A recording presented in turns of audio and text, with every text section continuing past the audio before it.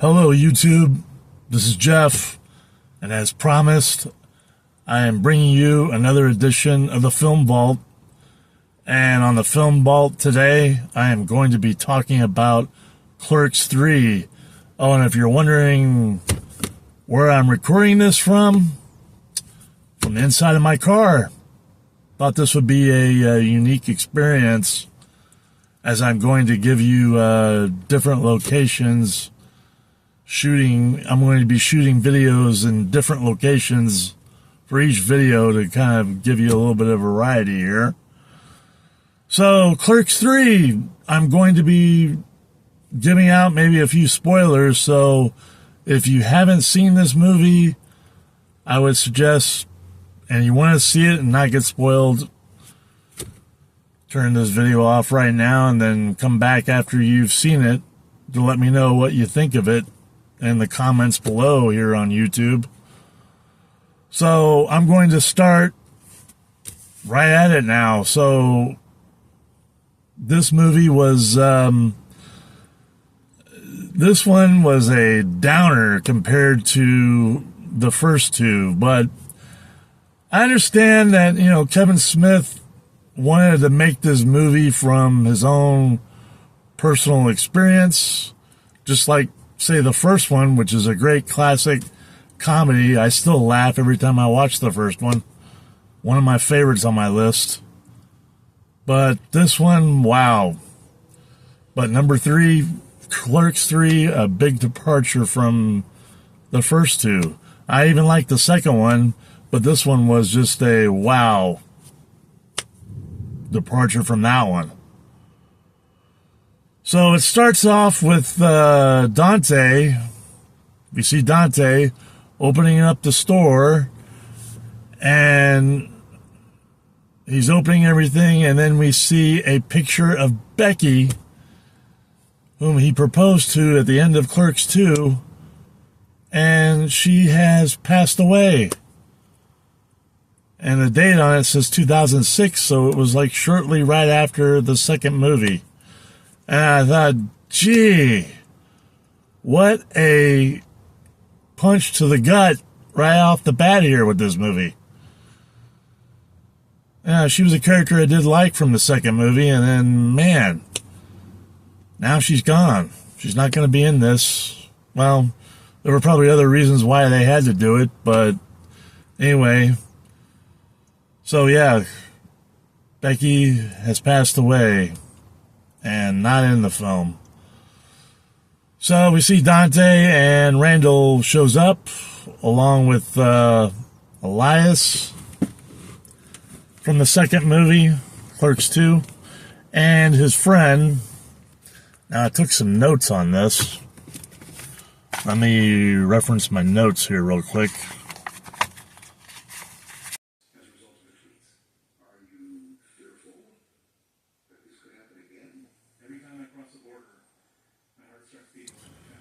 I got his name now. Elias's new friend, Blockchain Coltrane. What a name that is. Well, anyway, Elias and his friend Blockchain Coltrane are into crypto, and they're selling crypto kites. And it has the image of the Buddy Christ from Dogma on them. And they ask Dante and Randall if they want to buy it, and of course they say no. So anyway, Elias and Randall get into a conversation, and Randall begins to not feel so well and collapses and has that heart attack. And later on in the hospital, he starts to reflect on his life, and he feels like he's wasted it and hasn't done anything of meaning and purpose to himself. Which, here's another factor in this film where it just totally derails from the previous movie, Clerks 2, where they felt like, hey, opening the convenience store or owning the convenience store maybe was their destiny. And that feel-good feeling that you had at the end of the second one, where it ended on a great great positive feeling, that's totally gone in this movie. Especially with, all the lines that Randall talks about how he's wasted life and all those kinds of things. Well, then he decides he's going to make a movie himself and rejuvenate his spirit and try to have some purpose in his life. So he sets out to write a script about the life in the convenience store, which is, basically what the first film was about. So this is like a making of the original Clerks, but done exactly how it would have been done back in 1993, 94. And that's where I'll get into my other opinion about how maybe this story could have been told a little differently. Maybe done in a way that audiences today would understand. He went by what he did back in 1993, which was, having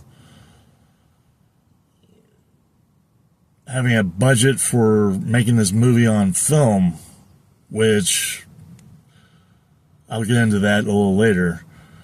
So Randall sets out to make the movie. They have an audition where you see several cameos from previous players in the movie. And he also includes, and I forgot to mention, Jay and Silent Bob are in this.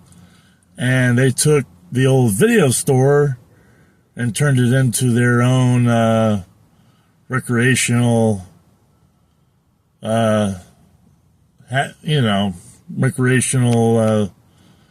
smoking store. You get my drift on that. Recreational weed, like it is in several states now. So anyway, they're a part of this film. And so Randall starts to direct the film. And Dante becomes kind of the executive producer, having to come up with the money for this film, which starts to become a stressful situation between Dante and Randall. And in the meantime, while this movie is going on, Dante is still grieving over the loss of Becky. There are several scenes in the film where Dante talks to Becky's ghost. She tries to tell him to, live his life the best he can while he still can, but he's so stricken with grief that he can't imagine a life without her. And so that feeling just really, I think it pours into the whole film project, where Randall begins to make it all about him and doesn't want to get like Dante's input on how he thinks the film should be or what it should be about. Maybe not, there's no 50-50 collaboration on it. And, after Randall finishes the script, I guess he sends it out to all the people maybe involved, and we see an appearance from Veronica, Dante's old girlfriend, Veronica, the one that brought him lasagna in the first movie. I tell you, this movie would have been even better if Dante and Veronica would have got back together. Well, they sort of do in a little encounter. But I tell you, it just would have been an even better film had Veronica and Dante maybe rekindled their relationship. I mean, Veronica won me over. Any girl that would bring me Italian food, she would definitely have my heart. Well, I digress. That's my personal opinion there, but I'm going to start giving my personal opinion on things in all these films. So that's just a part of what you'll get here on Jeff's Film Vault. So, as we get further into the film, oh, and I forgot to mention, Elias, while Randall was in the hospital, let's revert back a little bit. Elias, he's very religious. His character is very religious, but he thinks he did something to allow Randall to have a heart attack. So he denounces his religion and he goes the opposite way. And there's like a running joke of him being, devil worshiper now. And now he's all these different running costumes. That's, it's a little bit of a chuckle, but after a while you're like, okay, it's not real funny. And then that's another point on this film. I didn't really laugh a lot on this film like I did, say, the original one or even the second one. The comedy was kind of thrown out the window. This movie felt more like a drama with maybe a little bit of comedy thrown in it. So finally, as the film goes on and Randall's close to making the film completion on the film, he turns into like the biggest asshole towards Dante, and Dante gets so fed up with it that he has it right as they're filming a scene. He says, did you ever stop and think that I didn't want to relive some of these scenes? There were too, bad memories and things like that. And he gets so worked up that Dante has a heart attack and he has to go to the hospital. And of course, Randall is still acting like an asshole because he's thinking he's got to finish his film and doesn't even consider the condition Dante may be in. And as you'll see, and Dante's condition is, heart attack seems to be way worse than Randall's. But Randall ends up finishing the film, and he shows Dante as Dante is in the hospital with tubes in his face and everything, where he can't talk. And shows it to him. And then, as he shows it to him, Dante passes away. He's gone. So that's pretty much, to sum it up, this Clerks 3 ends on that note. And Randall and Elias end up being friends. And there's another kind of hole in this plot of this film, is where Dante at one point gets funding for the film from his ex-wife from Clerks II.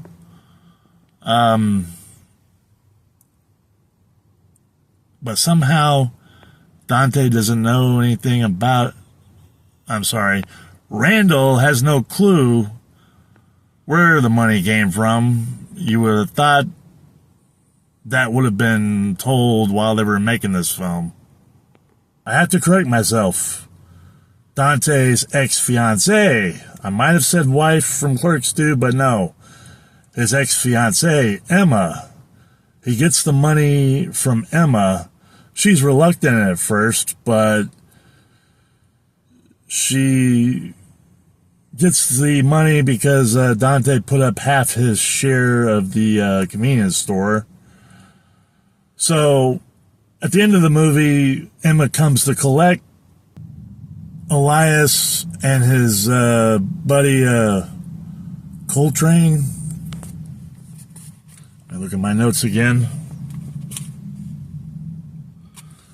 Blockchain Coltrane they sell a lot of shares of their crypto and make a fortune off of that, and they're able to pay Emma back at the very end of this film. So there you have it. Dante's ex-fiancée Emma, I'll just say Emma, gets her money back and she goes off into the sunset, and then that's the end of the film with Randall and now Elias running the store, and you see Dante's the ghost, force ghost, behind the counter with him. So that's the end of Clerks 3. Now, I want to give you my personal opinion of how maybe this film could have been made differently. The system is perfect. We see wrong decisions on the national level, and we have seen wrong decisions also in Interpol. That is correct. A small number. Okay, had to switch locations. The car studio was getting, as the summer months, well, summer is now here, car studio was getting steamy, hot, however you want to describe it. Now, for my opinion on Clerks 3, and what I thought maybe could have been done differently to make this movie work, or I would have liked it even way better. I think if Kevin Smith wanted to still use the idea of recreating Clerks, he could have done that, but I think he should have done it in a different way, maybe to where it would fit today's times, and the audience would have maybe caught on to it.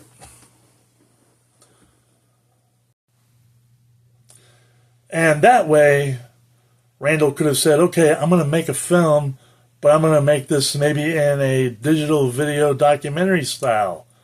And if you still wanted to make it black and white, you could have done it that way. I think, even an old school director like George Romero did it with Diary of the Dead. I know there's some people that may not like that film, but I kind of enjoyed that film, done in a modern way, and George Romero goes back to the 60s. Anyway, yeah, I think if Kevin Smith maybe could have done it a little differently by doing maybe that kind of style, I think this film could have been more humor, a lot more humor to it, and more comedy, and it would have been in that same tradition as the first two films as far as comedy and humor goes. But if, I understand as we get older, life gets more serious and there is a little more drama. You could have still mixed some drama in there too with certain events and dialogue in the film. But, I understand, yeah, as we get older, life does get more serious, but when it comes to movies, that's our escape, and Clerks is definitely a comedy escape. And I think, as I said, and also, one more thing, if Dante and Veronica would have got back together, and maybe Dante could have found a little bit of happiness before he passed away. Again, spoiler alert. I'm going to give you a spoiler one more time. Dante does pass away. I think, yeah, that would have been really good to see Dante have just maybe a little bit of happiness, and if he still wanted to go down the route of Dante passing away at the end, maybe it could have been done a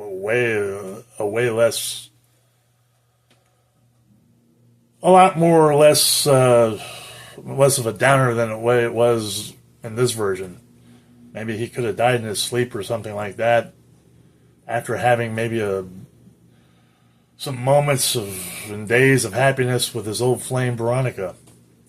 And then when he would have met up with Becky, then there's another scene in there I forgot to mention that Becky talks about, getting it on with all these famous people. then maybe they could have reverted back to that joke. Well, hey, and Dante could have said, hey, I found a little happiness with my little flame. And maybe, Becky could have said, well, I think you probably deserve that.